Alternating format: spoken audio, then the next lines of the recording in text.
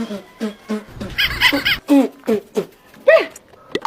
piye Don? Ra iso mbok sulake lho. Ora itu ki mung gede. Tak kira bane. Gondel kok malah ceblok. Berarti minyak raiku ireng ngono. Ora ngene. Lah sampean nyapa to kok turut kono iki? Apa dak aku ngeceki montormu tok?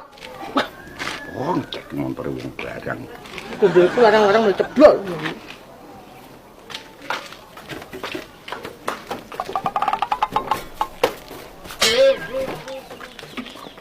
Don, berarti awakmu yo nampa jaminan surat nikah bareng toh?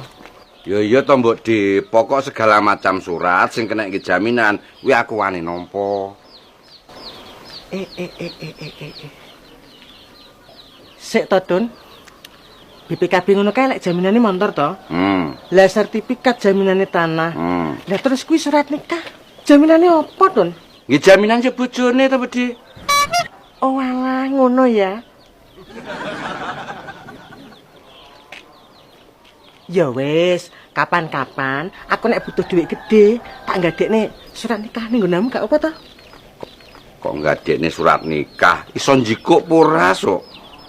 Alah, pemerasan jikuk kan aku mungkin jaminan ra masalah. Mosok ngene ra masuk koyo ngene iki.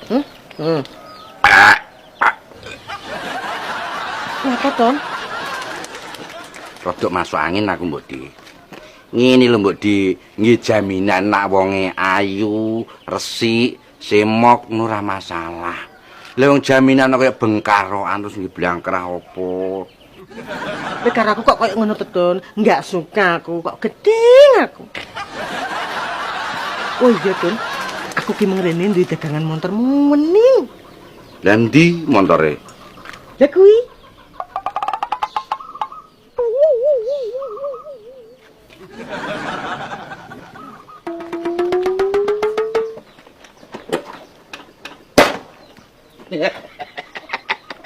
Iki lho jane motor apa kompor to, Mbok Di? Kompor piye to, Don? Motor, Bos. Lah terus kalau ngene iki lho, arep bodol pira? Alah, rasa larang-larang, Don. Tuku 10 juta ae. Astagfirullahaladzim. Iki jane nglindur apa piye to, Mbok Di? Motor kaya kere njaluk 10 juta lho. Piye to iki? Jo slamet lek madhep ngidul. Ki mung lebar ditawa gendut 10 juta. Masalah. Kowe lho kok sik percaya karo cangkeme gendut. Bocah lho apa gablek duit. Gak gablek duit piye to, Don? Wong cahku lebar tuku motor rega 12 juta. Persis iki. Heh?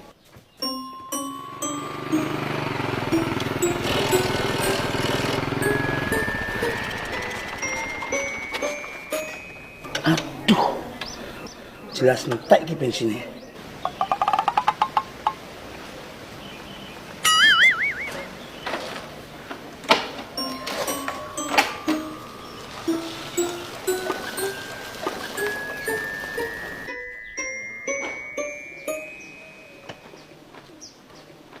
Walah, motor kae to Mbok Di sing mbok maksud. Lah, iya, Don. Ya motor kae lho, sing regane 12 juta. Kuwi no motor nak nyewa kanggonku Mbok Di. Lah saiki arep dibalekne rene. Heh? Mosok to? Kok geding aku?